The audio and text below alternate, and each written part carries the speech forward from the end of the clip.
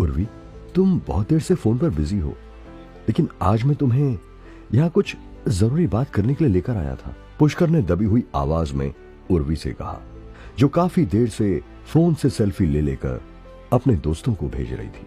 अरे तो बोलो ना, मुझे कान से सुनना है, आंखों से थोड़ी ना। उर्वी ने फिर से कॉफी मग के साथ सेल्फी लेते हुए कहा, जो कि अभी अभी वेटर ने उसके सामने लाकर रखा था, जिसमें ब्रेकफास्ट के लिए कुछ प्लेट्स भी थी। आज वैलेंटाइन डे है और आज के दिन कोई लड़का किसी लड़की को किस लिए बाहर डेट पर लेकर आता है? तुम ये भी नहीं समझती हो क्या? पुष्कर ने फिर से उर्वी का ध्यान अपनी ओर खींचने के लिए कहा। पुष्कर बड़ी उम्मीदों से उर्वी को आज उसके मनपसंद नॉर्थ कॉम्प्लेक्स के हडसन लेन कॉम्प्लेक्स में लेकर आया था। उसके हाथ में गुलाब का फूल था और वो आज उर्वी से अपने दिल की बात कहना चाहता था, लेकिन उर्वी थी कि उसे अपने फोटोज खींचने और फिर फिल्टर लाकर सोशल मीडिया पर अपलोड करने से फुर्सत ही नहीं थी। उर्वी, मैं तुमसे अपने दिल की बात कहना चाहता हूं और वो ऐसे तो नहीं की जा सकती ना। पुष्कर ने फिर से झिझकते हुए उर्वी से कहा, मैं तुम्हारे दिल की बात पहले भी सुन चुकी हूँ और तुम्हें बता भी चुकी हूँ कि मुझे तुम्हारी इन फालतू बातों में कोई इंटरेस्ट नहीं है। रही बात यहाँ तुम्हारे साथ आने की, तो मेरा मन था घूमने का, तो मैं आ गई। That's it. अब इसमें इतना बात का बतंगड़ बनाने की क्या जरूरत है? उर्वी ने फिर से इतराते हुए पुष्कर से कहा, लेकिन मैं तुमसे प्यार करता हूँ उर्वी, और मैं तुम्हारे लिए कितना इमोशनल हूँ ये तुम अच्छी तरह जानती हो। Please try to understand my feelings. Pushkar ने उर्वी से कहा, यार पुष्कर, तुम तो चेपी हुए जा रहे हो। अरे मैं तुम्हें समझा तो चुकी हूं ना, मेरे दिल में तुम्हारे लिए कोई फीलिंग्स नहीं है, फिर क्यों बार बार तोते की तरह एक ही बात की रट लगाए जा रहे हो? यही प्रॉब्लम है तो मिडिल क्लास लड़कों की। जरा सा कोई लड़की ढंग से बात किया कर ले, बस हो जाता है तुम्हारा आई लव यू शुरू। हाँ। उर्वी ने लगभग गुस्से में पुष्कर को डांटते हुए कहा। पुष्कर ने नजरें बचाते हुए अपने आसपास बैठे हुए लोगों को देखा, जिनमें से कई उसकी ओर ही देख रहे थे। ठीक है, लेकिन इसमें ये मिडिल क्लास की बात कहां से आ गई? और पहले तो तुम मुझसे अभी तक पुष्कर की बात पूरी भी नहीं हुई थी। कितने में ही उर्वी ने उसे हाथ दिखाते हुए रोक दिया और कहा, क्यों बात नहीं है मिडिल क्लास की? मैं जब से तुम्हें जानती हूं तब से तुम बस में या मेट्रो में धक्के खाते हो। अरे सोचो, अगर मैं तुमसे दोस्ती करूंगी तो मैं भी ऐसे ही ट्रैवल करूंगी। तुम्हें पता है मेरी सैंडल 4500 की है, इतने में तो तुम्हारे सारे कपड़े आ जाएंगे। वो क्या कहते हैं, इंसान को अपनी औकात के हिसाब से पैर फैलाने चाहिए, something like that. Hope you got it now. तुम मेरी बेइज्जती कर रही हो उर्वी। पुष्कर की आंखों में पानी आ चुका था, लेकिन किसी तरह पुष्कर ने अपने आंसुओं को पलकों पर रोक रखा था। लेकिन उर्वी का गुस्सा कम नहीं हो रहा था। उसने तपाक से कहा, बेइज्जती नहीं, तुम्हें सच्चाई बता रही हूं। मैं तुमसे बात कर लेती हूं, इतनी खुशी बहुत है तुम्हारे लिए।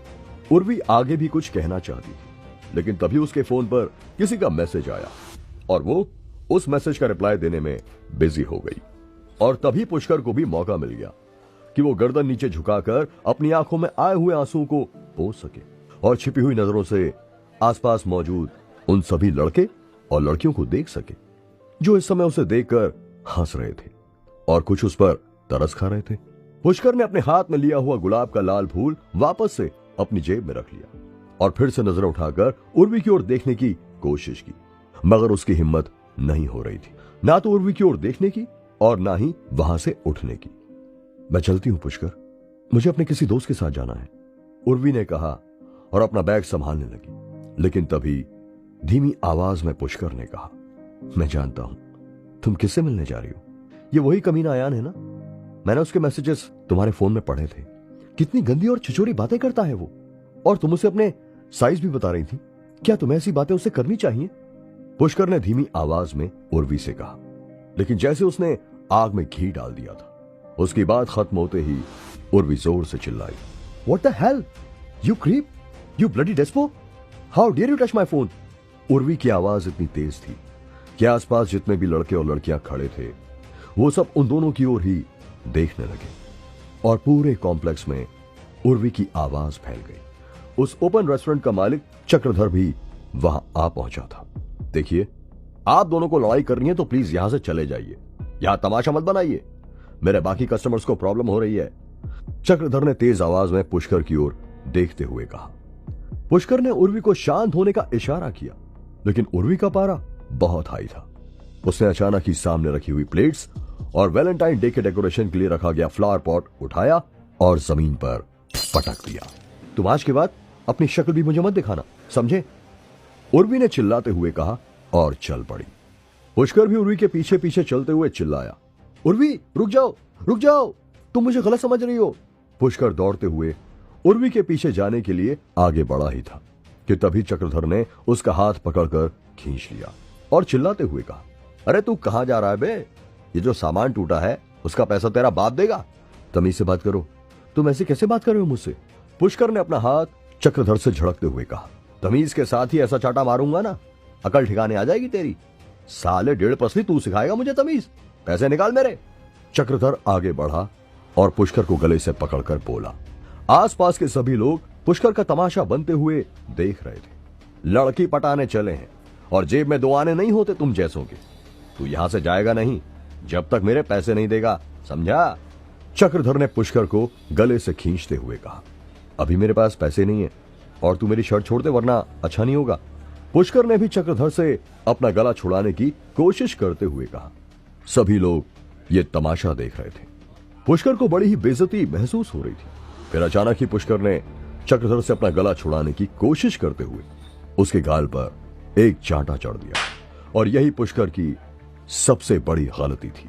चांटा लगते ही चक्रधर ने पुष्कर की गिरेबान तो छोड़ दी थी, मगर फिर वो आगे बढ़ा और एक जोरदार मुक्का पुष्कर के पेट में दे मारा। आह!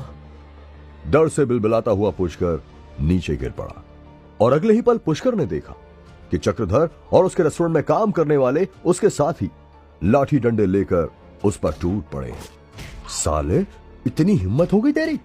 गंदी गंदी गालियां देते हुए चक्रधर और उसके 4-5 आदमी पुष्कर पर टूट पड़े थे और पुष्कर को बुरी तरह से मार रहे थे।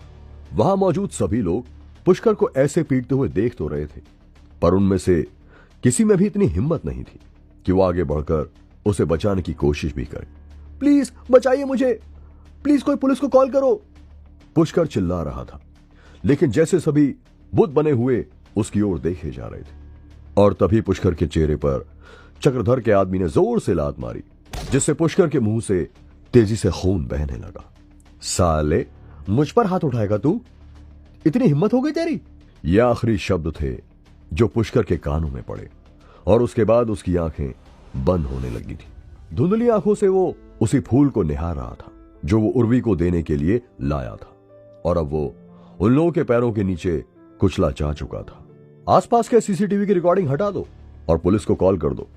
कह देंगे कि वैलेंटाइन डे के दिन लड़की के चक्कर में 2 ग्रुप की लड़ाई हो गई, बाकी हमें नहीं पता किन लड़कों ने इसे मारा है। जल्दी करो, पुलिस वाले से अस्पताल पहुंचा देंगे, यहीं मर गया तो दिक्कत हो जाएगी। चक्रधर ने अपने आदमियों से कहा। इस घटना के लगभग 2 महीनों के बाद, हे महादेव, ये क्या है? मेरा पूरा शरीर लाल क्यों होता जा रहा है? ओह नहीं नहीं, क्या मैं जल रहा हूं?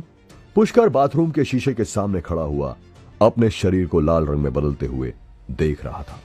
पुष्कर आज फिर उसी कॉम्प्लेक्स में अपनी पुरानी स्कूल की दोस्त श्रावणी के साथ आया था, लेकिन यहां आते ही फिर से उसे वो ही दिन याद आ गया था।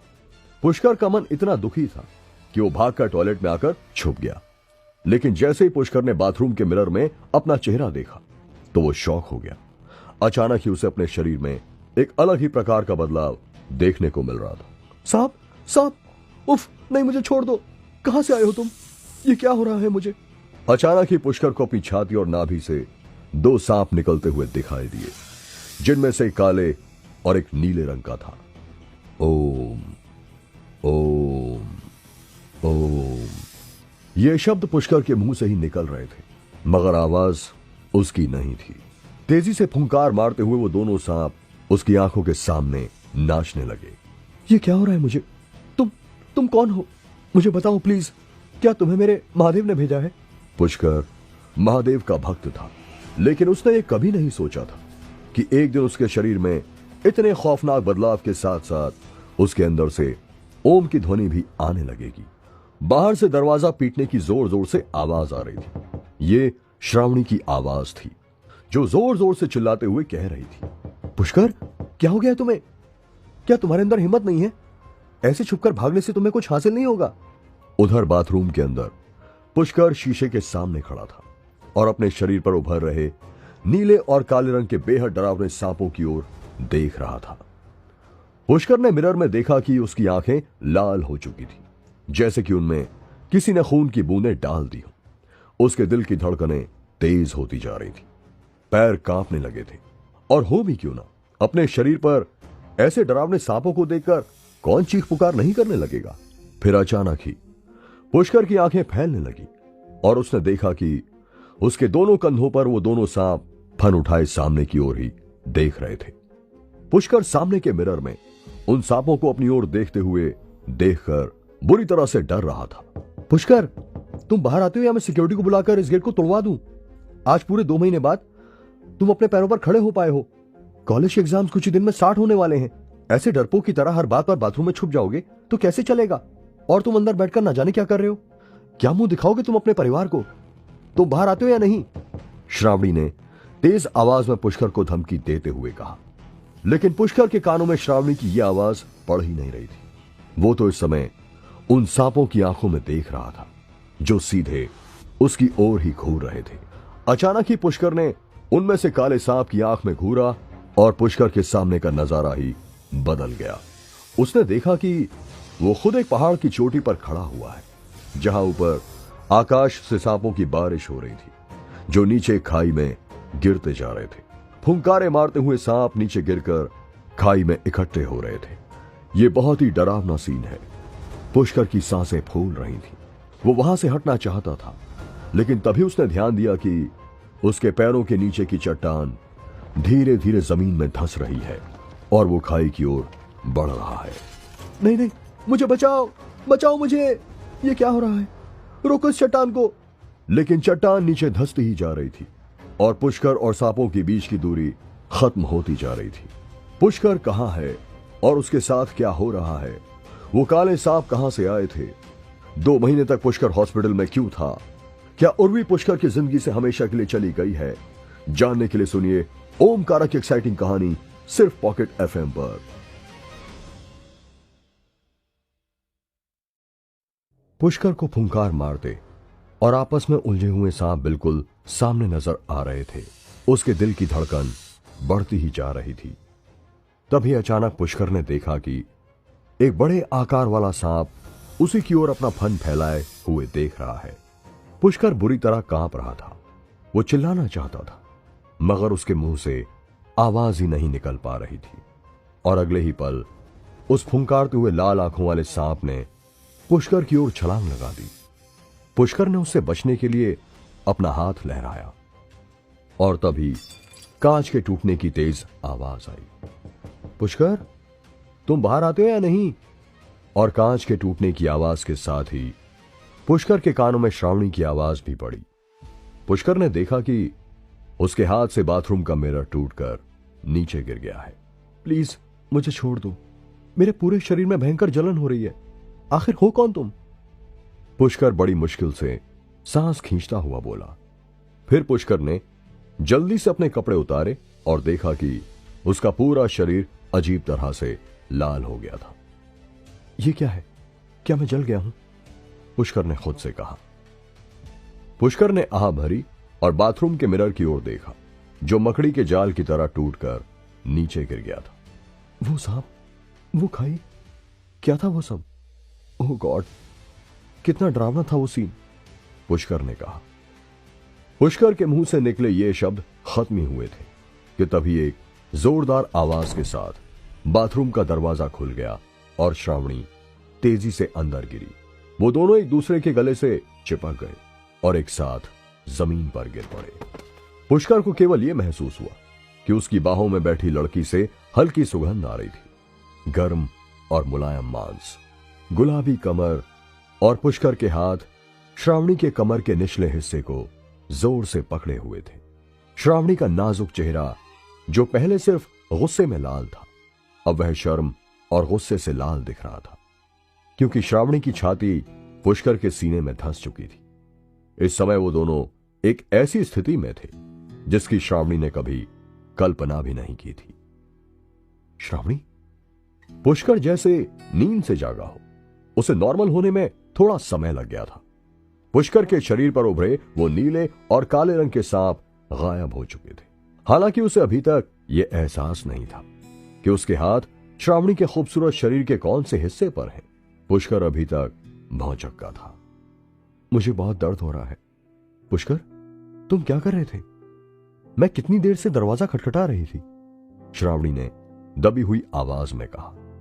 और उसके साथ ही श्रावणी ने खुद को पुष्कर की मजबूत पकड़ से छुटाते हुए अपनी गुलाबी मुट्ठी से गुस्सा निकालने के लिए पुष्कर की छाती पर 2 बार मुक्का मारा। हालांकि ये दोनों मुक्के श्रावणी ने अपनी शर्म छुपाने के लिए पुष्कर की छाती पर जड़े थे।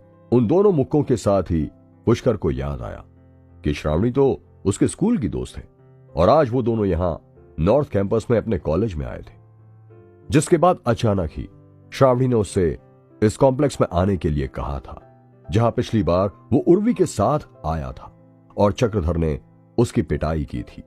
अरे तुम जल्दी से अपना हाथ हटाओ। श्रावणी अचानक शर्म से चिल्ला उठी।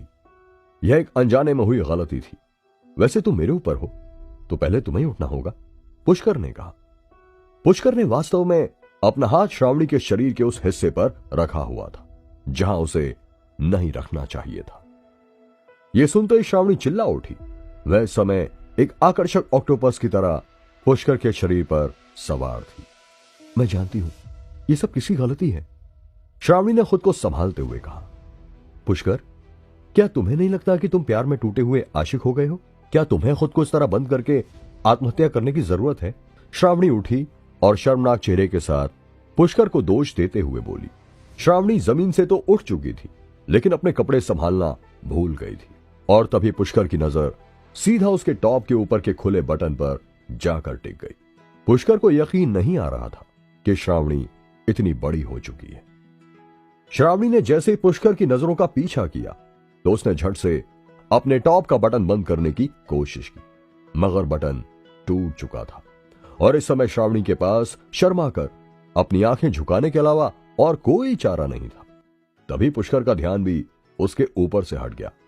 मैं टूटा हुआ आशिक हूं, पुष्कर ने मुस्कुराते हुए कहा। उर्वी सिर्फ अयान के साथ बात कर रही थी, लेकिन तुम इतने मूर्ख थे कि तुमने इसे सीरियसली ले लिया। मैं कुछ समय से तुम्हें कुछ बदला हुआ देख रही हूं पुष्कर, श्रावणी ने कहा।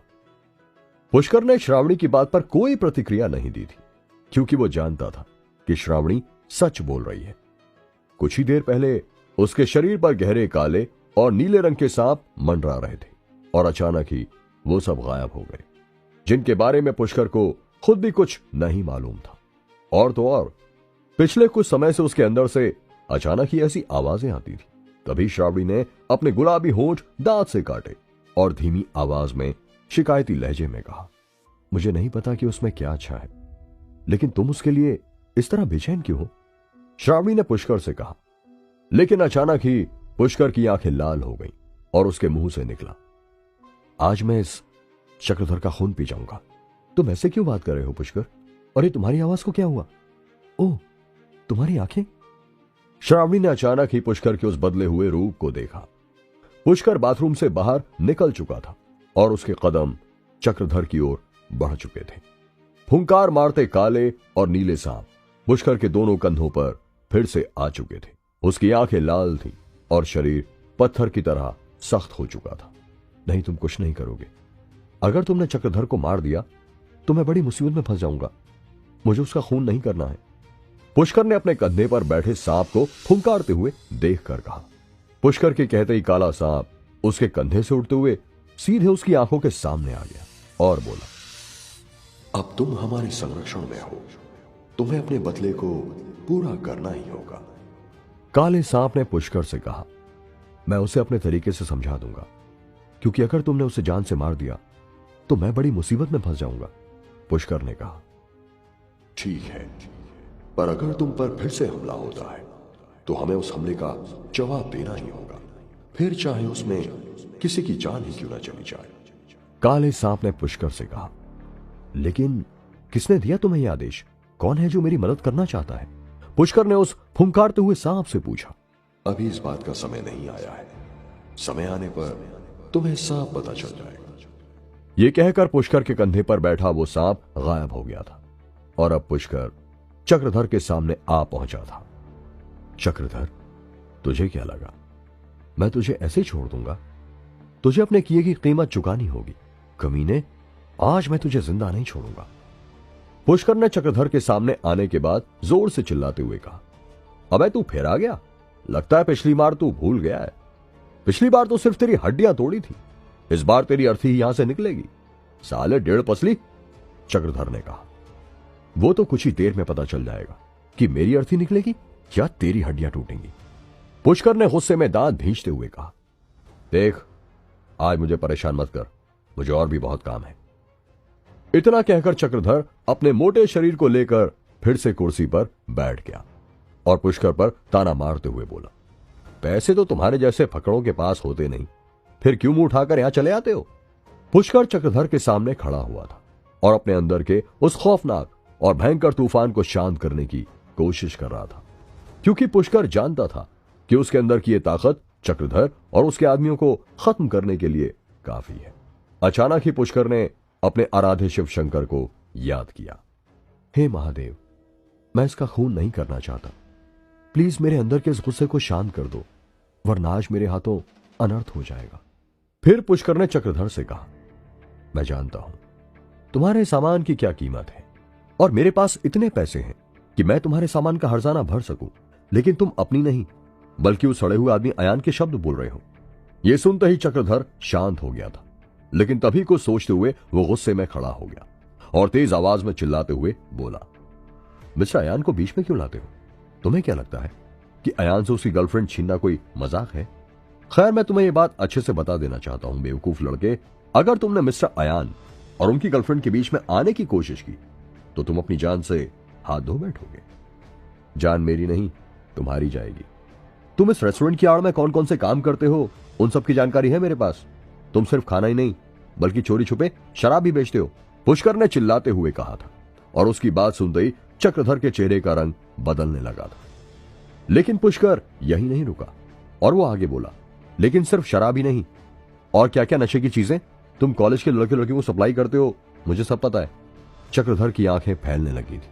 उसे अंदाजा नहीं था कि पुष्कर उसके बारे में इतना कुछ जानता है। ठीक है, आज से पहले जो भी हमारे बीच में हुआ उसे एक बुरा सपना समझकर भूल जाओ, और मैं भी भूल जाता हूं, और अपनी पिछली गलती के लिए मैं तुमसे माफी मांगता हूं। चक्रधर ने बात को संभालते हुए पुष्कर से कहा, ठीक है, अब मेरा और तुम्हारा कोई संबंध नहीं है जब तक कि तुम खुद मेरे रास्ते में नहीं आते हो, लेकिन अगली बार मैं तुम्हें माफ नहीं करूंगा, पुष्कर ने चक्रधर से कहा। पुष्कर वापस जाने के लिए मुड़ चुका था, क्योंकि उसे अभी यह पता लगाना था कि उसके शरीर के साथ यह अजीबोगरीब घटना क्यों हो रही है। लेकिन जैसे ही पुष्कर बाहर जाने लगा, तभी चक्रधर के रेस्टोरेंट में काम करने वाली एक लड़की तेजी से भागती हुई वहां आ गई और चिल्लाते हुए बोली, सर, एक बूढ़ी औरत कैबिन में बेहोश हो गई है, आप जल्दी चलिए। लेकिन पुष्कर ने उस लड़की की बात को अनसुना करके बाहर जाने का मन बना लिया था, मगर जैसे ही वो बाहर आया तो उसे श्रावणी कहीं भी दिखाई नहीं दी। अरे, लड़की कहां गई? अभी तो मैं उसे यहीं पर छोड़कर गया था, पुष्कर ने कहा। पुष्कर ने रेस्टोरेंट के अंदर देखने की कोशिश की तो उसने देखा कि श्रावणी उसी ओर भागी चली जा रही है जहां वो बूढ़ी औरत बेहोश हो गई थी। पुष्कर भी ना चाहते हुए उसी ओर चल पड़ा। श्रावणी, तुम यहां क्या कर रही हो?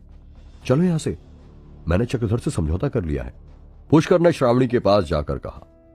ओह, ये तो बहुत ही अच्छी बात है, लेकिन जिस तरह तुम चक्रधर की ओर गए थे मैं तो डरी गई थी, तुम बहुत ही गुस्से में लग रहे थे, श्रावणी ने राहत की सांस लेते हुए पुष्कर से कहा।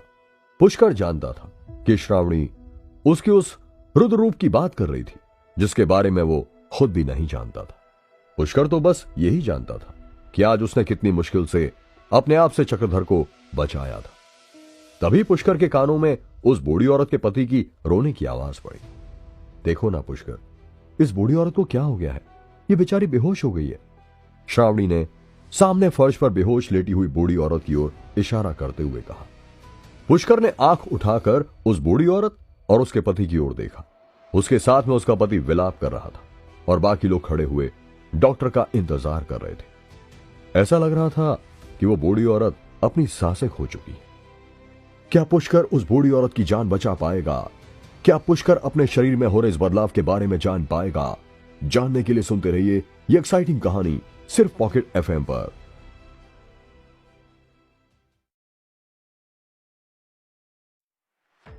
अचानक ही उस बूढ़ी औरत की ओर देखते हुए पुष्कर को फिर से अपने शरीर में बदलाव की वही तरंग महसूस होने लगी जो कुछ देर पहले बाथरूम में हो रही थी। ओह स्वीट हार्ट, तुम मुझे इतनी जल्दी छोड़कर नहीं जा सकती। पहले मुझे जाना था, अब मैं तुम्हारे बिना कैसे जी पाऊंगा। पुष्कर के कानों में उस बूढ़े आदमी के रोने की आवाज पड़ रही थी। पुष्कर ने दबी हुई आवाज में खुद से कहा, कहां हो तुम? अभी मुझे तुम्हारी जरूरत है। अचानक ही पुष्कर को लगा कि उसकी नसों में बहने वाला खून तेजी से दौड़ने लगा है और उसके दिमाग में तेज ऊर्जा का संचार होने लगा है। डॉक्टर और नर्स आ चुके थे और डॉक्टर ने उस बूढ़ी औरत को मृत घोषित कर दिया था। साथ में खड़ी हुई नर्स ने सफेद कपड़ा उस बूढ़ी औरत के ऊपर डाल दिया और सभी को पीछे हटने का निर्देश दिया, लेकिन बूढ़ा आदमी उसे छोड़ने के लिए तैयार नहीं था। मुंह से कुछ मत बोलना, बस चुपचाप देखते रहो और अपने शरीर को ढीला छोड़ दो। काले सांप के शब्द पुष्कर के कान में सुनाई दिए। अचानक ही पुष्कर आगे बढ़ा और उसने उस बूढ़ी औरत के चेहरे से सफेद कपड़ा हटा दिया और उसकी नब्ज पकड़कर देखने लगा। अरे कौन है ये लड़का? ये पागल है क्या? वो औरत मर चुकी है, डॉक्टर ने चिल्लाते हुए कहा।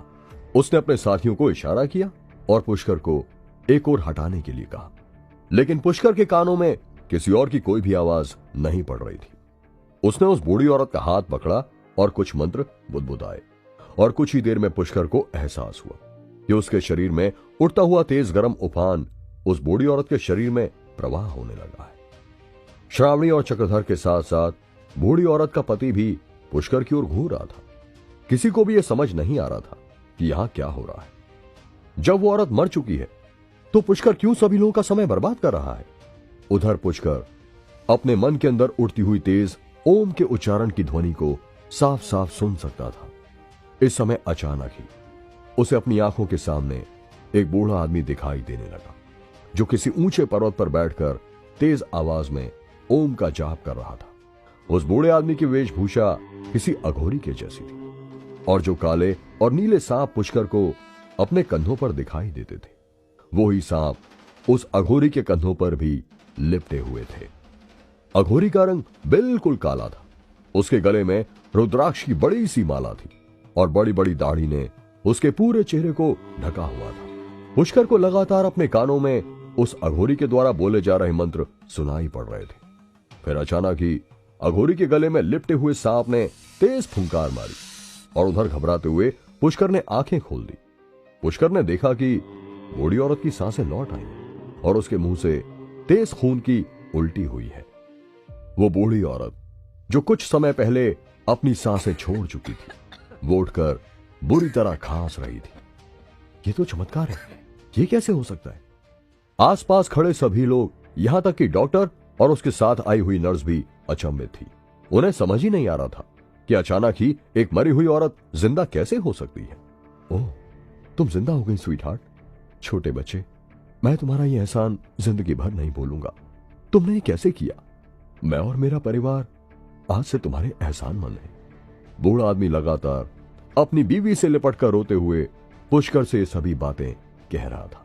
उधर चक्रधर और श्रावणी को भी यकीन नहीं आ रहा था कि कुछ समय पहले मौत के मुंह में जा चुकी औरत को पुष्कर ने वापस से जिंदा कर दिया है। लेकिन पुष्कर के दिमाग में कुछ और ही चल रहा था। उसे उस अघोरी बाबा की शक्ल धुंधली धुंधली सी याद आ रही थी, जिसे उसने कुछ ही देर पहले अपने मन के अंदर देखा था। बेशक यहां मौजूद लोगों की नजरों में यह कारनामा पुष्कर ने किया था, मगर पुष्कर को मालूम था कि यह उसका नहीं बल्कि उसी बाबा की करामात है जो उसे अपने अंदर दिखाई दिए थे। उफ, उन बाबा का चेहरा और वो सांप कितने डरावने थे। वो कौन है? यही बातें सोचते हुए पुष्कर चक्रधर के रेस्टोरेंट से बाहर निकल गया और सड़क पर चलते हुए आगे बढ़ गया। उसने पलटकर श्रावणी को भी नहीं देखा था। उधर कॉम्प्लेक्स के अंदर बूढ़े आदमी के परिवार के लोग पहुंच चुके थे। कॉम्प्लेक्स के बाहर गाड़ियों की लाइन लग चुकी थी और उनके अंदर से बूढ़े आदमी के परिवार के लोग और बहुत से बॉडीगार्ड्स भी बाहर निकलकर तेजी से अंदर की ओर भाग रहे थे। चक्रधर और उसके साथी डरे सहमे से एक कोने में खड़े हुए थे। तभी चक्रधर को सामने एक लंबा चौड़ा आदमी दिखाई दिया जिसने महंगा सूट पहना हुआ था और उसकी महंगी घड़ी दूर से ही चमक रही थी। चक्रधर उस आदमी को पहचानता था। वो तेजी से आगे बढ़ते हुए उस आदमी के नजदीक पहुंच गया और सिर झुकाकर उसका अभिवादन करते हुए बोला, सर आप यहां? चक्रधर की आवाज में डर साफ साफ दिखाई पड़ रहा था। वो कहां है? मिस्टर सिंघानिया ने चक्रधर से पूछा। कौन सर? आप किसके बारे में बात कर रहे हैं? चक्रधर ने डरते हुए सिंघानिया से पूछा। लेकिन जितनी जल्दी चक्रधर ने अपनी बात खत्म की थी, उतनी ही तेजी से उसके गाल पर एक जोरदार तमाचा पड़ चुका था। थप्पड़ के बाद चक्रधर की हिम्मत नहीं थी कि वो उसके आगे मिस्टर सिंघानिया से कोई और सवाल पूछ सके। और हां, थप्पड़ पड़ते ही चक्रधर को यह भी समझ आ गया था कि मिस्टर सिंघानिया किसके बारे में पूछ रहे हैं। इसलिए उसने उस कैबिन की ओर इशारा किया जहां वो बूढ़ा आदमी और उसकी बीवी मौजूद थे। मिस्टर आनंद महेंद्रू, अब कैसी तबीयत है मिसेस महेंद्रू की? सिंघानिया ने कैबिन में पहुंचते ही सामने बैठे हुए बूढ़े आदमी से पूछा। ओह गॉड, क्या ये बूढ़ा couple mister and Mrs Mahendru है? सिंघानिया की बात सुनते ही चक्रधर और उसके साथियों के होश उड़ गए थे। उन्होंने कभी सपने में भी नहीं सोचा था कि इस समय उनके रेस्टोरेंट में शहर के इतने बड़े रईस और उनकी पत्नी मौजूद थे। और अभी अभी जिस बूढ़ी औरत की जान पुष्कर ने बचाई थी, वो और कोई नहीं बल्कि मिसेस महेंद्रू थी। तभी अचानक एक और सूट बूट पहने हुए मध्यम उम्र का आदमी, जिसके साथ एक बहुत ही सुंदर लड़की भी थी, वो सभी तेजी से उस कैबिन की ओर दौड़ते हुए आए। रेस्टोरेंट के अंदर लोगों का तांता लग चुका था।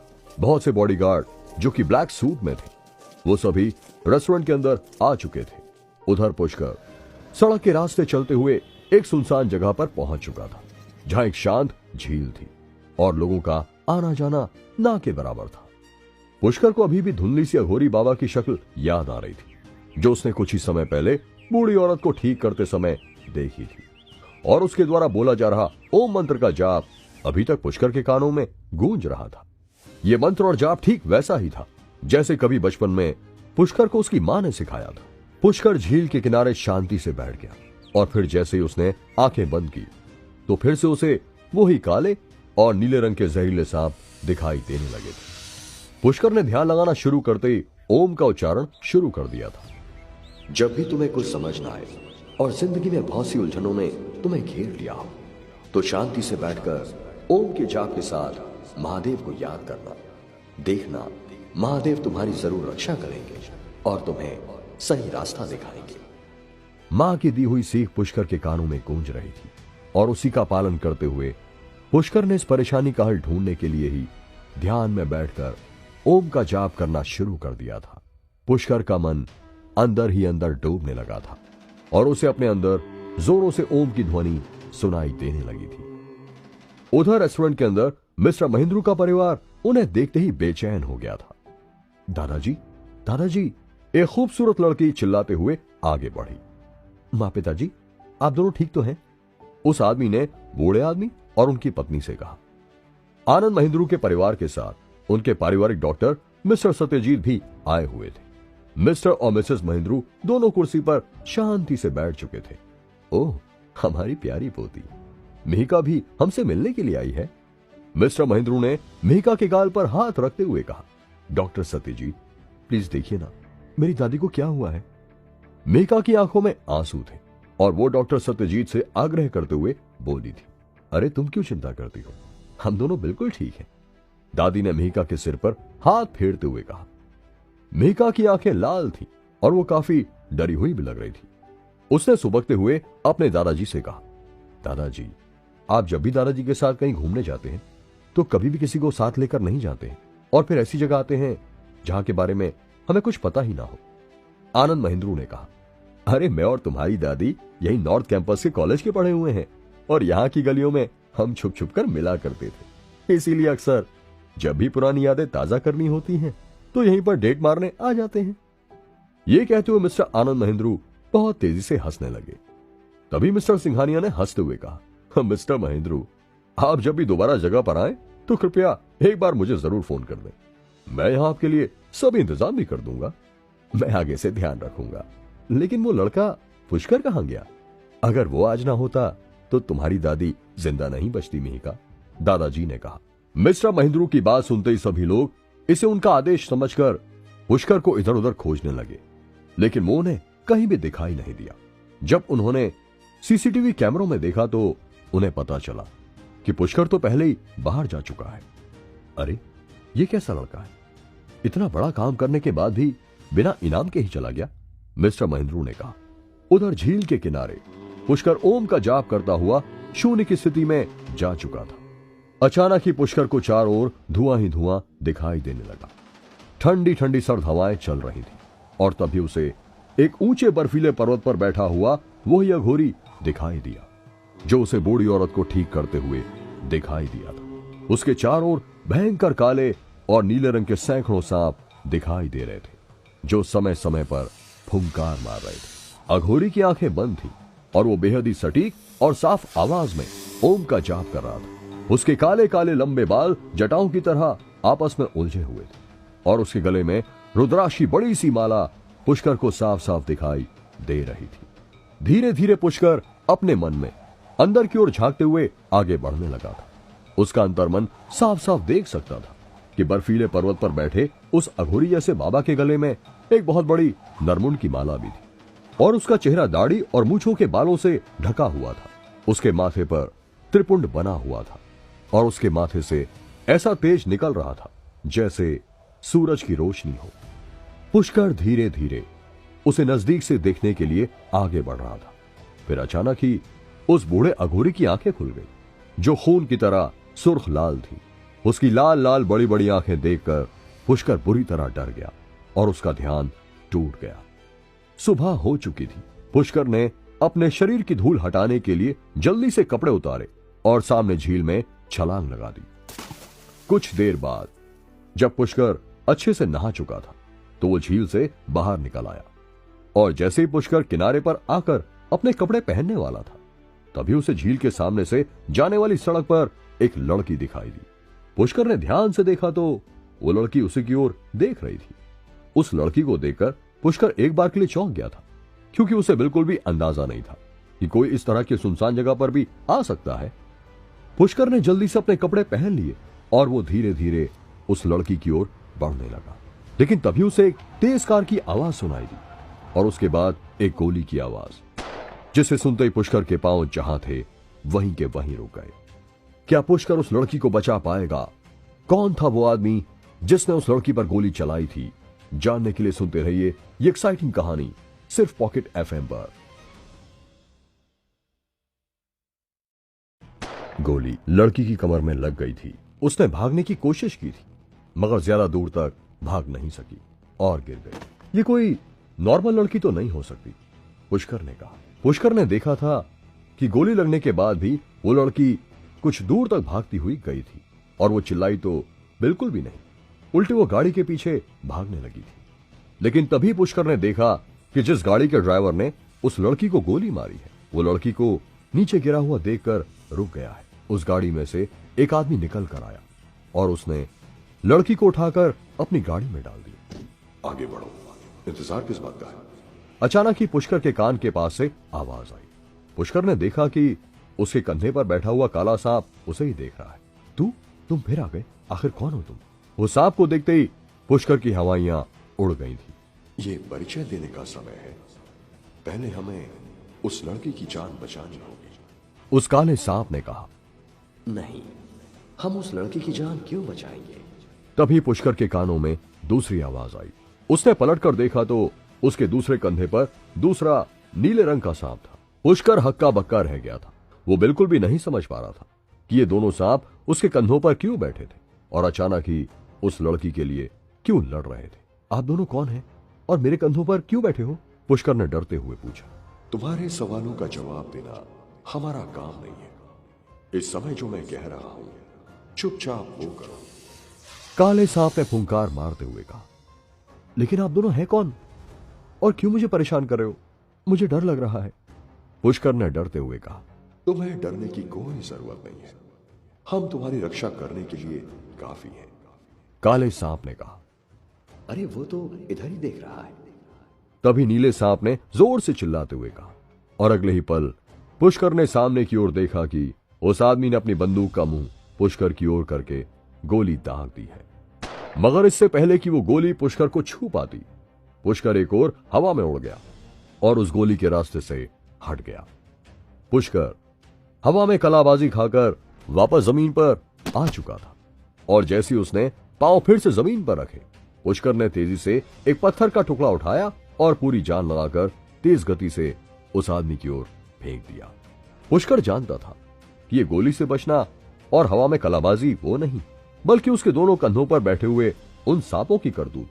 अगर सही समय पर उसके सीधे कंधे पर बैठा हुआ काला सांप उसे एक और ना खींचता तो वो गोली से नहीं बच पाता। पत्थर का वो टुकड़ा हवा में गोली से भी तेज रफ्तार से गया और सीधे उस आदमी के माथे में घुस गया। वह पत्थर यही नहीं रुका, बल्कि उस छोटे से पत्थर ने गोली चलाने वाले आदमी के सिर को भेद दिया और उससे पार होकर दूसरी ओर की गाड़ी के शीशे को तोड़ता हुआ पार निकल गया। पुष्कर ने खुद को सामान्य करने के लिए तेजी से कुछ गहरी सांसें ली और फिर वो जल्दी से उस कार की ओर आगे बढ़ा। पुष्कर जानता था कि इस गाड़ी में कैमरा लगा हो सकता है, जिससे कि उसकी तस्वीर इस गाड़ी के मालिक या फिर इस आदमी के बॉस तक जा सकती है। इसीलिए उसे इस गाड़ी के रिकॉर्डिंग डिवाइस को नष्ट करना ही होगा। जैसे ही पुष्कर ने आगे बढ़ते हुए गाड़ी का पिछला दरवाजा खोला तो एक मासूम सा बदन उसकी ओर गिर गया। ये वो ही लड़की थी जो बेहोश हो चुकी थी। पुष्कर ने उस लड़की के मासूम चेहरे को देखा और पाया कि वो लड़की सचमुच बहुत ही खूबसूरत थी। उस लड़की ने एक सफेद ड्रेस पहनी हुई थी, जैसे कि वो किसी डिनर पार्टी में जा रही हो। उसकी खूबसूरत बाहें और पतली पतली उंगलियां देखकर ऐसा लग रहा था जैसे कि वो पियानो बजाती हो। तभी पुष्कर ने उसकी हथेलियों पर जख्म का निशान देखा, जिससे पुष्कर समझ गया कि उसने जरूर हाथ में खंजर पकड़ा हुआ होगा और उसके हाथ से खून की बूंदें भी नीचे गिर रही थी। पुष्कर ने उस लड़की को संभालते हुए ऊपर की ओर उठाने की कोशिश की और तभी उसकी नजर लड़की के गले से होते हुए नीचे गहराई तक चली गई। नजरों को संभालो, ये कई बार बड़ी मुश्किलों में डाल देती है।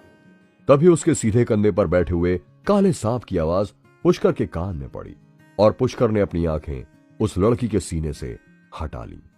पुष्कर लड़की को उठाकर नीचे लिटाना चाहता था, मगर तभी उस लड़की के एक हाथ ने पुष्कर को कस कर पकड़ लिया और उसके गुलाबी होंठ धीरे से खुले। लड़की ने धीमी आवाज में पुष्कर से कहा, प्लीज मुझे बचा लो, प्लीज मुझे बचा लो। पुष्कर ने देखा कि गोली उस लड़की के कंधे के पास फंसी हुई है। पुष्कर ने सामने की ओर से लड़की के कंधे पर उंगली घुमाई और गोली की सही स्थिति को भांप लिया, लेकिन उसकी इस हरकत ने लड़की को दर्द से करहाने पर मजबूर कर दिया था। नतीजा यह हुआ कि वो लड़की दर्द में चिल्लाती हुई पुष्कर से लिपट गई। उफ, ये क्या है? ये तो बहुत ही गहरा घाव है। इसमें से कितना खून बह रहा है। इसकी तो हड्डी भी साफ नजर आ रही है। पुष्कर ने जैसे ही उस लड़की के कंधे का घाव देखा तो वो बेचैन हो उठा और बोला, इस लड़की को बचाना बहुत जरूरी है। तुम अपने हाथों को बिल्कुल ढीला छोड़ दो। मुझे इसके शरीर से एक गोली निकालनी होगी। पुष्कर को परेशान होता देखकर काले सांप ने कहा, ठीक है। पुष्कर ने कहा और फिर उसने अपने हाथों को बिल्कुल ढीला छोड़ दिया। जैसे ही पुष्कर ने अपने हाथों को ढीला छोड़ा तो उसका सीधा हाथ अपने आप उठा और उसकी दो उंगलियां लड़की के कंधे पर गोली से किए हुए घाव में घुस गई और फिर कुछ ही देर में सांप ने पुष्कर की उंगलियां इस्तेमाल करके लड़की के कंधे से गोली बाहर निकाल दी। लेकिन लड़की इस दर्द को सहन नहीं कर पाई और बेहोश हो गई। इसका बहुत खून बह रहा है। अगर ऐसे इसका खून बहता रहा तो ये मर भी सकती है। पुष्कर ने कहा, उन झाड़ियों की ओर चलो, मुझे उधर कुछ जड़ी बूटियों की महक आ रही है। सांप ने कहा। पुष्कर झील के किनारे पर उगी हुई झाड़ियों की ओर चल पड़ा। झाड़ियों के बीच में पहुंचते ही सांप ने फुंकार मारते हुए चारों ओर देखा और पुष्कर से कहा, वो जो नीले रंग के छोटे छोटे पौधे तुम्हें उस पत्थर के चारों ओर दिखाई पड़ रहे हैं, उन्हें उखाड़ लो। काले सांप के कहते ही पुष्कर आगे बढ़ा और उसने वो नीली पत्तियों वाले पौधे उखाड़ लिए और फिर वो वापस उसी लड़की के पास आ गया। इन्हें रगड़कर इसके घाव पर अच्छे से लगा। इससे खून भी रुक जाएगा और कुछ ही देर में इसे होश भी आ जाएगा। काले सांप ने कहा। ये सभी काम करने के बाद पुष्कर तेजी से गाड़ी में घुसा और उसके अंदर से कैमरा और उसकी रिकॉर्डिंग नष्ट कर दी। जब पुष्कर वापस से लड़की के पास पहुंचा तो उसने देखा कि लड़की ने करवट ली है, लेकिन उसने अभी तक अपनी आंखें नहीं खोली। पुष्कर कुछ देर तक उसके चेहरे को देखता ही रह गया। वो सचमुच बहुत ही ज्यादा खूबसूरत थी। अचानक ही उस लड़की की आंखें खुल गईं और उसने पुष्कर को अपने सामने देखते ही उससे पूछा, थैंक्स, लेकिन क्या मैं जान सकती हूं कि आप कौन हैं? It's just a coincidence. मैंने तुम्हारी जान बचा दी है, अब मुझे जाना है। Hope we will never meet again. ये कहते हुए पुष्कर लड़की को उसी स्थिति में छोड़कर वहां से चल पड़ा, क्योंकि वो किसी भी मुसीबत में नहीं पड़ना चाहता था। पुष्कर वापस शहर में आ चुका था और इस समय वो बहुत भूखा था, इसलिए वो एक रेस्टोरेंट में पहुंच गया जो उसके कॉलेज के बाहर ही था। रेस्टोरेंट में बैठते ही पुष्कर ने सामने खड़े हुए वेटर को बुलाया और उसे खाने का ऑर्डर दे दिया, और फिर वो उन्हीं बाबा और सांपों के बारे में सोचने लगा। पुष्कर की भूख पहले से बहुत ज्यादा बढ़ चुकी थी, क्योंकि उसके अंदर वो अकेला नहीं था। वो दृश्य अभी तक पुष्कर की आंखों के सामने घूम रहा था। वो बर्फीले ऊंचे ऊंचे पहाड़ और उनके ऊपर शांति से बैठे हुए वो अघोरी बाबा। पुष्कर अपने ही ख्यालों में डूबा हुआ था कि तभी एक दुबली पतली सी लड़की उसके सामने आकर बैठ गई, और इतने में ही उसका दिया हुआ ऑर्डर भी वेटर ने लाकर टेबल पर रख दिया। पुष्कर अपने सामने रखे हुए खाने को देख ही रहा था कि तभी उसके कानों में एक पतली सी मधुर आवाज पड़ी, ओह डार्लिंग, आप भी ना, पता नहीं इतना कम क्यों खाने लगे हो? ये देखो, यहाँ की स्पेशल डिश रसमलाई तो आपने ली ही नहीं। पुष्कर ने उस लड़की की आवाज सुनते ही उसकी ओर घूर कर देखा। पुष्कर ने उसे पहले कभी नहीं देखा था, और अगर देखा भी था तो इस समय उसे बिल्कुल भी उसकी शक्ल याद नहीं आ रही थी। लेकिन वो लड़की ऐसे बर्ताव कर रही थी कि जैसे वो उसका हस्बैंड हो। उस लड़की ने सफेद चमकदार ड्रेस पहनी हुई थी और उसके मासूम चेहरे पर वो बड़ी बड़ी आंखें। उन्हें देखकर तो पुष्कर देखता ही रह गया था। सचमुच ऐसी अप्सरा जैसी खूबसूरती का पति कौन मर्द नहीं बनना चाहेगा? तभी सामने बैठी उस लड़की, जिसका नाम शिखा था, ने अपने दांतों से निचले होंठ को काटा और आंख मारते हुए पुष्कर की प्लेट में रसमलाई का कुछ हिस्सा डाल दिया। लेकिन पुष्कर अभी तक उसे समझ नहीं पाया था। माय डार्लिंग हस्बैंड, खाइए ना, अगर आप अच्छे से नहीं खाएंगे तो सचमुच मेरा दिल टूट जाएगा। शिखा ने मुस्कुराते हुए कहा, क्या हम दोनों एक दूसरे को जानते हैं? पुष्कर ने अपनी आंखें चढ़ाते हुए कहा। लेकिन पुष्कर ने अपनी बात खत्म भी नहीं की थी कि उससे पहले ही शिखा ने चम्मच भरकर उसके मुंह में रसमलाई डाल दी। शिखा, ये लड़का कौन है? तभी वहां पर 3 लोग आ गए और शिखा को पुष्कर को इस तरह से खाना खिलाते हुए देखकर उससे पूछने लगे। कार्तिक, जिसने शिखा से पूछा था, वो बेहद गुस्से में लग रहा था, यहां तक कि उसने अंदर आते समय हाथ में बियर की बोतल भी पकड़ी हुई थी। भाभी, क्या मेरा बड़ा भाई नितिन तुम्हारे लिए काफी नहीं है, जो तुम्हें चिलगोजे की भी जरूरत पड़ गई? कार्तिक ने गुस्से में दांत भींचते हुए कहा। कार्तिक की बात सुनते ही शिखा ने पुष्कर के मुंह में डाली हुई चम्मच बाहर निकाली और गुस्से में उसकी ओर देखते हुए कहा, मैंने तुम्हें कितनी बार समझाया कि मैं तुम्हारी कोई भाभी भाभी नहीं हूं, पर तुम्हारे कान की तरह तुम्हारा दिमाग भी छोटा है, इसलिए शायद तुम्हें सीधी सीधी बातें समझ नहीं आती। अब ध्यान से इन्हें देख लो, यही मेरे बॉयफ्रेंड है और मैं दिल से इन्हें अपना पति मान चुकी हूं, इसीलिए अब अपनी कबूतर ऐसी शक्ल लेकर यहां से गायब हो जाओ। सॉरी, उड़ जाओ। शिखा ने हाथों से उड़ने जैसा इशारा करते हुए कार्तिक का मजाक उड़ाते हुए कहा था। क्या ये सब कुछ तुम इस कल के लौंडे की वजह से बोल रही हो? अगर मैंने गलती से भी इसके जबड़े पर एक जड़ दिया ना, तो ये यहीं अपनी पैंट गीली कर देगा। कार्तिक ने पुष्कर की ओर देखते हुए कहा। कार्तिक की धमकी भरी बात से भी पुष्कर को कोई फर्क नहीं पड़ा था। उसे तो उल्टा ये सोचकर हंसी आ रही थी कि ये लड़की उसे एक शील्ड की तरह यूज कर रही थी। तुम उसे क्यों धमकी दे रहे हो? जब मैं तुम्हारे भाई को एक्सेप्ट नहीं कर रही हूं तो इसका मतलब मैं उसे पसंद नहीं करती हूं। क्या इतनी सी बात तुम लोगों को समझ नहीं आ रही है? शिखा को गुस्सा आ गया था, इसलिए उसने तेज आवाज में कार्तिक को डांटते हुए कहा था। इस बार पुष्कर ने भी कार्तिक की ओर देखा और उसकी अगरबत्ती जैसी पतली पतली बाजुओं को देखकर अचानक ही पुष्कर को हंसी आ गई। फिर पुष्कर का ध्यान उस बियर की बोतल की ओर गया जो कार्तिक के हाथ में थी। बेटा, जब शक्ल लेब्राडोर जैसी हो तो पिटबुल जैसी बातें नहीं किया करते। ओह, तो तुम इस बोतल की वजह से हीरो बन रहे हो? क्या सचमुच इससे तुम मेरा सर फोड़ सकते हो? इतना कहते ही पुष्कर ने उस बोतल को कसकर पकड़ा और एक झटके में ही तेज आवाज के साथ जोर से दबाते हुए पुष्कर ने उस बोतल को अपने एक हाथ से ही तोड़ दिया। क्या कार्तिक पुष्कर को ढूंढने के लिए आएगा? काला सांप जंगल में मिली उस अनजान लड़की को क्यों बचाना चाहता था? जानने के लिए सुनते रहिए ये एक्साइटिंग कहानी सिर्फ पॉकेट एफएम पर। बोतल के कांच फर्श पर गिर पड़े और तेज आवाज हुई। ये देखते ही कार्तिक और उसके साथ आए हुए उसके दोनों दोस्त 2-2 कदम पीछे हट गए। जिस लड़के को वो एक कमजोर लौंडा समझ रहे थे, वो तो फाइटर निकला। लेकिन सिर्फ इतना ही नहीं, पुष्कर ने बोतल के वो कांच के टुकड़े फर्श से उठाए और उन्हें हाथ से मसलकर पाउडर बनाते हुए अपने सामने की टेबल पर रगड़ दिया। अबे गधों, जाओगे या तुम्हारा भी पाउडर बना दूं? पुष्कर ने कार्तिक और उसके दोस्तों से कहा। उन तीनों की आंखें ऐसे फटी हुई थी जैसे उन्होंने कोई भूत देख लिया हो। उन्होंने आज तक किसी को एक हाथ से बियर की बोतल को तोड़कर उसका पाउडर बनाते हुए नहीं देखा था। अगर और थोड़ी भी देर हम यहां रुके तो फिर हड्डियों के डॉक्टर के यहां मिलेंगे। दूसरे लड़के ने कहा। कौन हो तुम? मैं तुम्हारा नाम जानना चाहता हूं। कार्तिक ने किसी तरह हिम्मत बांधते हुए कहा। क्यों बताऊं मैं अपना नाम? पुष्कर अपने अंदर की आवाज को सुन सकता था। यह उसी काले सांप की आवाज थी जो उसके अंदर था। तुम्हारे लिए अब इतना ही काफी है कि मैं इस लड़की का हस्बैंड हूं। पुष्कर ने हंसकर शिखा की ओर इशारा करते हुए कार्तिक की बात का जवाब दिया। शिखा के शरीर में अचानक से कंपकपी छूट गई थी। उसने कभी भी किसी के मुंह से ऐसे शब्द नहीं सुने थे। अचानक ही उसका दिल जोर से धड़कने लगा था। शर्माते हुए उसने अपना सिर नीचे कर लिया। तीनों लड़के खिसिया कर रह गए थे।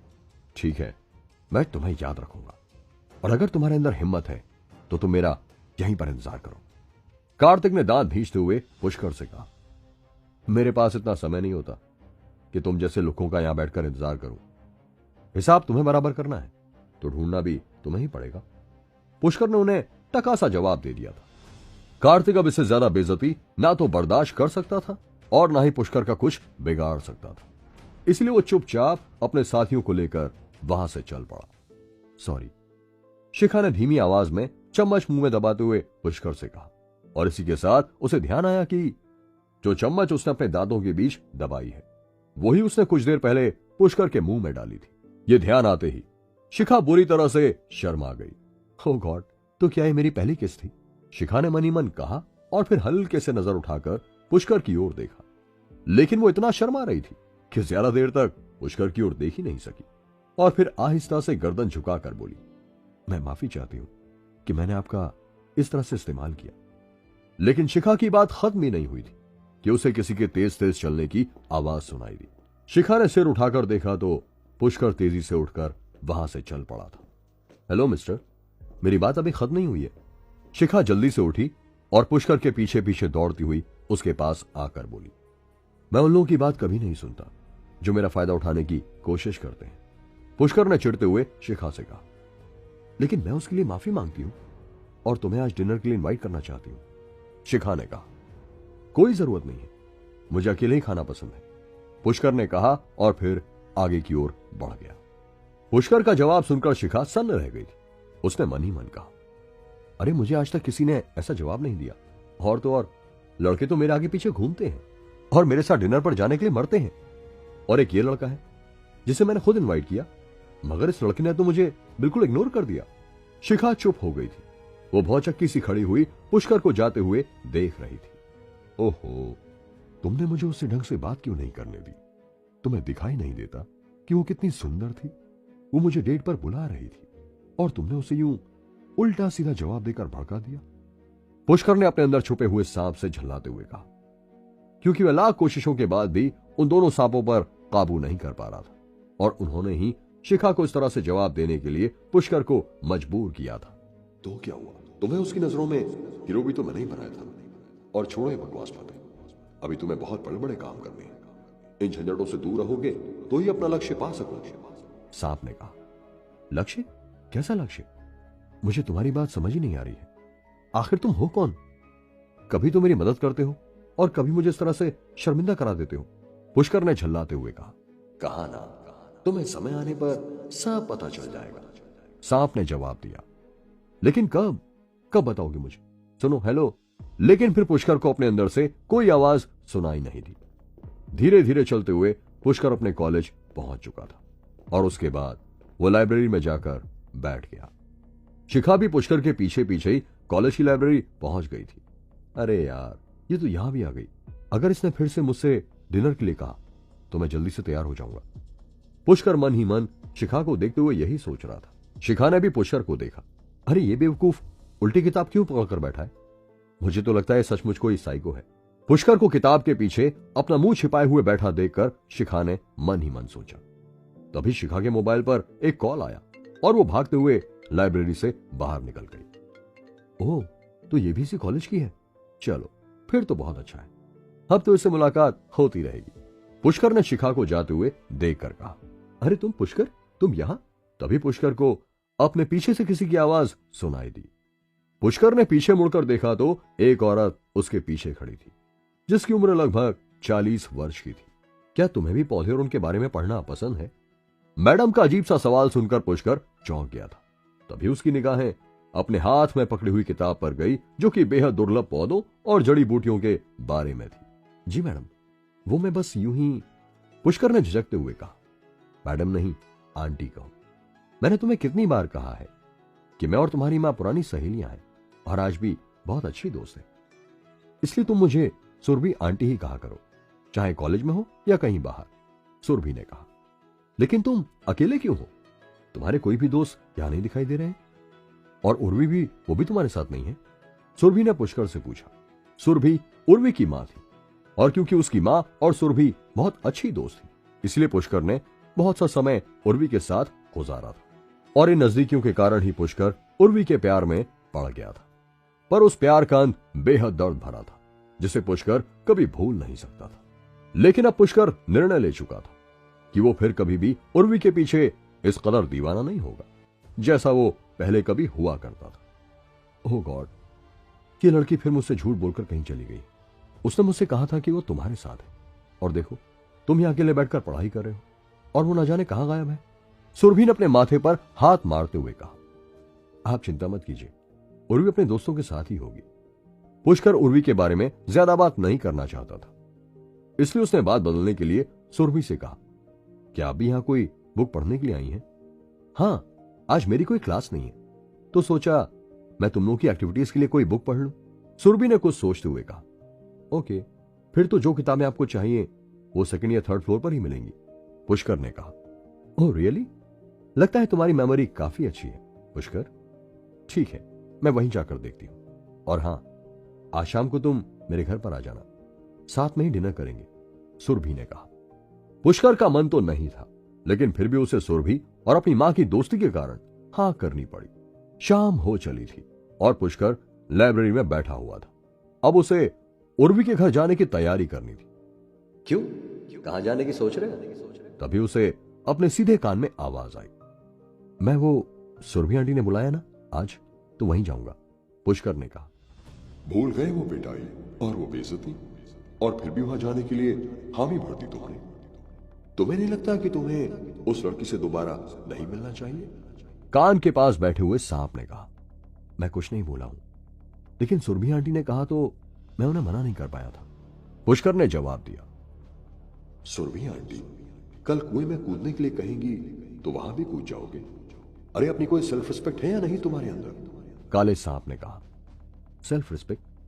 सेल्फ रिस्पेक्ट क्यों नहीं होगी? अरे मैं मर्द हूं, एक बार जो ठान लेता हूं तो फिर कदम पीछे नहीं हटाता, पुष्कर ने दांत भींचते हुए कहा। हाँ, वो तो हम बहुत अच्छी तरह से जानते हैं, कितने बड़े मर्द होते हैं।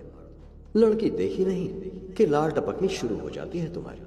सांप ने कहा, नहीं नहीं, तुम मुझे गलत समझ रहे हो, पुष्कर ने कहा। अगर तुम्हें जाना है तो जाओ, लेकिन मैं तुम्हें पहले ही सावधान करना चाहता हूं कि आज अगर तुम वहां गए तो बहुत बड़ी मुसीबत में फंस सकते हो। कैसी मुसीबत? अरे मैं कोई डरपोक नहीं हूं, मैं अपनी परेशानी खुद हैंडल कर सकता हूं, पुष्कर ने आवेश में आकर कहा। मैंने जो ठीक समझा तुम्हें बता दिया, आगे तुम्हारी मर्जी। काले सांप ने फिर से कहा और गायब हो गया। मैं क्या कोई छोटा बच्चा हूं जो छोटी मोटी मुसीबत से डर जाऊंगा? अब तो मैं जरूर जाऊंगा। ओह, 6 बज चुके हैं, अब रूम पर जाने का समय नहीं है, मुझे सीधे ही सुरभि आंटी के घर जाना चाहिए। पुष्कर सीधे सुरभि के घर की ओर चल पड़ा और लगभग आधे घंटे में वो उनके घर पहुंच चुका था। आओ पुष्कर, मैं तुम्हारा इंतजार कर रही थी, डिनर जल्दी ही तैयार होने वाला है। वैसे क्या तुम्हें कुछ स्पेशल खाने का मन है? मैं कुछ और भी तुम्हारे लिए बना सकती हूँ। सुरभि ने पुष्कर को बैठने का इशारा करते हुए कहा। थैंक यू सुरभि आंटी, लेकिन मैं खाने के मामले में इतना चूजी नहीं हूं, आप जो भी बनाएंगी मैं खा लूंगा, पुष्कर ने मुस्कुराते हुए कहा। फिर ठीक है, तुम्हारे अंकल तो काम के सिलसिले में बाहर गए हुए हैं, इसलिए आज हम तीनों ही डिनर करेंगे, सुरभि ने कहा। अरे नालायक, बाहर आ जा, देख पुष्कर आया है, सुरभि ने जोर से चिल्लाते हुए उर्वी से कहा, जो कि अपने कमरे में बैठी हुई किसी से फोन पर चैटिंग कर रही थी। अपनी मां की आवाज सुनते ही उर्वी कमरे से बाहर आ गई। उसके बाल खुले हुए थे और उसने डीप नेक टॉप के साथ शॉर्ट पहना हुआ था। कटीले नए नक्श के साथ साथ एक खूबसूरत फिगर होने के कारण उर्वी बहुत ही ज्यादा सेक्सी लगती थी। इसलिए तो पुष्कर उसके प्यार में पागल हो गया था। लेकिन अब उसके अंदर से उर्वी के लिए वो दीवानापन खत्म हो चुका था। पर अभी भी वो अपनी नजरों को उर्वी के खूबसूरत शरीर पर घूमने से रोक नहीं पा रहा था। पुष्कर, तुम्हारे अंदर अभी भी इतनी हिम्मत है कि तुम मेरे घर पर डिनर करने के लिए आ गए हो? उर्वी ने ताना मारते हुए पुष्कर से कहा, जब उसकी मां खाने की तैयारी करने के लिए किचन में जा चुकी थी। मुझे उम्मीद नहीं थी कि तुम मेरे फोन के अंदर झांकने के बाद मेरे पीछे पीछे मेरे घर तक आने की भी हिम्मत कर सकते हो। दाद देनी पड़ेगी मुझे तुम्हारी बेशर्मी की, और तुम मेरी मां से मेरी शिकायत भी करते हो। उर्वी ने तीखी जुबान में पुष्कर को कोसते हुए कहा। शिकायत? कैसी शिकायत? पुष्कर ने उर्वी से पूछा। अनजान बनने की कोशिश मत करो। आज मेरा अपने दोस्तों के साथ डिनर करने का प्लान था, लेकिन तुमने ही मेरी मम्मी को बताया कि मैं तुम्हारे साथ नहीं हूं, और कमीनों की तरह यहां डिनर का प्लान बना लिया। तुम्हें थोड़ी बहुत शर्म आती भी है या नहीं? कैसे पता चला मेरी मम्मी को कि मैं तुम्हारे साथ नहीं हूं? हाँ। उर्वी ने मुंह बनाते हुए पुष्कर को झड़कते हुए कहा, तुम जितना समझती हो मैं उतना बुरा भी नहीं हूं। और हां, वो अयान अच्छा लड़का नहीं है जिसके पीछे तुम दीवानी हुई बैठी हो और मुझसे लड़ रही हो। इसलिए अच्छा होगा कि तुम अपना ख्याल रखो। पुष्कर ने दबी हुई आवाज में उर्वी को समझाते हुए कहा। पुष्कर जानता था कि अयान एक अमीर घराने से था और अपने पैसे के दम पर ही उसने पहले भी स्कूल की कई लड़कियों को पटाया और फिर उन्हें प्रेग्नेंट करके छोड़ दिया था। ऐसी 5 लड़कियां थी जिन्होंने शर्म के कारण स्कूल छोड़ दिया था। उनके पेरेंट्स ने अयान के खिलाफ पुलिस में शिकायत भी की थी, मगर अयान अपनी फैमिली के रसूख के कारण बच गया था। हां, मुझे सबको छोड़कर सिर्फ तुम्हारे बारे में ही सोचना चाहिए, क्योंकि इस दुनिया में बस तुम ही एक अच्छे इंसान बचे हो। तुम अपने गले में एक बड़ी सी बाल्टी लटकाकर क्यों नहीं चलते? अरे इतनी शराफत टपकती है तुम्हारे चेहरे से, उसे इकट्ठा करके तुम बहुत पैसे कमा सकते हो। हाँ। उर्वी ने चिढ़ते हुए पुष्कर से कहा था। उर्वी और अयान अभी अभी रिलेशनशिप में आ चुके थे, लेकिन उन दोनों ने किसी के सामने इसे कंफर्म नहीं किया था, क्योंकि उर्वी को डर था कि पुष्कर इसके बारे में उसकी मां को बता देगा। अरे तुम दोनों किस डिस्कशन में लगे हो? चलो, खाना तैयार हो गया है। अचानक ही सुरभि की आवाज उन दोनों के कानों में आई। मम्मी, मुझे भूख नहीं है, मुझे अपने दोस्तों के साथ शॉपिंग करने जाना है, आप दोनों खा लीजिए। उर्वी ये कहते हुए सोफे से उठकर जाने लगी। तुम इसके साथ भूल कर भी मत जाना।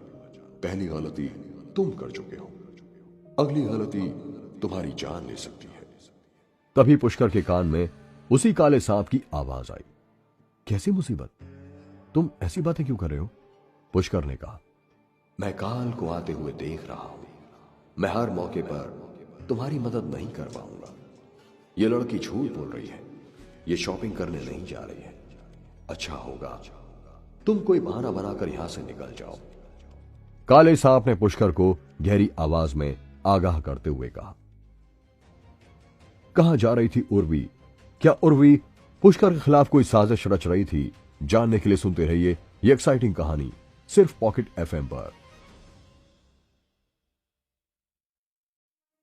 इस समय कौन सी शॉपिंग करने जाना है?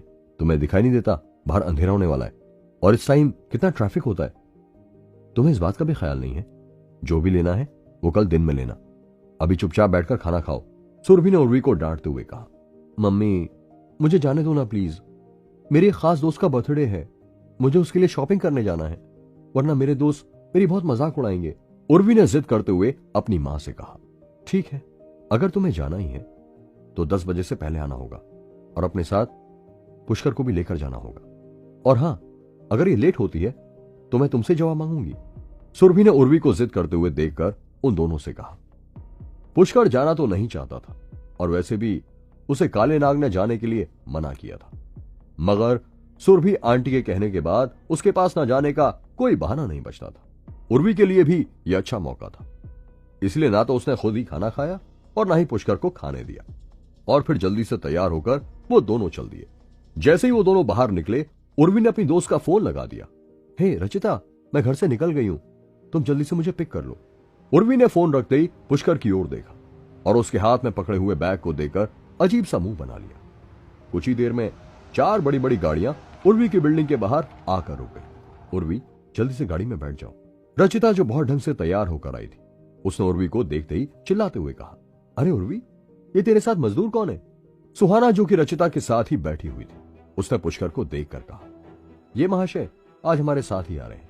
इनका शुभ नाम श्री श्री पुष्कर श्रीवास्तव है। उर्वी ने पुष्कर की ओर अपनी नाक सिकोड़ते हुए कहा। उसके बोलने के अंदाज से ही रचिता और बाकी लोग जोर जोर से हंसने लगे थे। अरे उर्वी, ये तो वही है ना जिसे तुमने डंप कर दिया था और ये उसके बाद बाथरूम में छुपकर रोने लगा था। रचिता ने जोर से हंसते हुए कहा, क्या बकवास कर रही हो तुम? मैं इसके साथ कभी थी ही नहीं, तो इसे डंप कैसे कर सकती हूँ? और तुम्हें ऐसे नहीं बोलना चाहिए।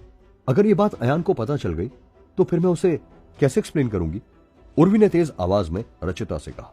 उर्वी के इतना कहते ही दो और लोग अपनी गाड़ी से बाहर आ गए और उन्होंने भी पुष्कर पर तंज कसते हुए कहा, तुम्हें कोई एक्सप्लेनेशन देने की जरूरत नहीं है ब्यूटी, क्योंकि तुम्हें देखकर कोई नहीं कह सकता कि तुम ऐसे फटीचर के साथ डेट करोगी। अरे तुम लोग भी बाहर आओ और देखो तो इस कबूतर की शक्ल। मंगल ने अपनी बाकी दोस्तों को भी गाड़ी से बाहर निकालकर आने के लिए कहा। ओ, तो ये है वो। मुझे तो ये आदि मानव के समय का लग रहा है। एक लड़के ने पुष्कर को देखते ही कहा और उसकी बात सुनते ही सभी ठाके मार मार कर हंसने लगे। अरे चलो भी तुम लोग, या आज इसी की क्लास लेते रहोगे? रचिता ने कहा। लेकिन मेरी कार में ऐसे मजदूर के लिए कोई जगह नहीं है। मेरी कार में सिर्फ कोई ब्यूटी ही बैठ सकती है, दूसरे लड़के ने कहा। और अगर मेरी कार में बैठने से मेरी कार गंदी हो गई तो उसका कौन जिम्मेदार होगा? एक और लड़के ने कहा। तीनों कारों में से कोई भी ऐसा नहीं था जो कि पुष्कर को अपनी कार में बैठाने के लिए राजी हो जाए। पुष्कर भी अब तक बहुत बेइज्जत हो चुका।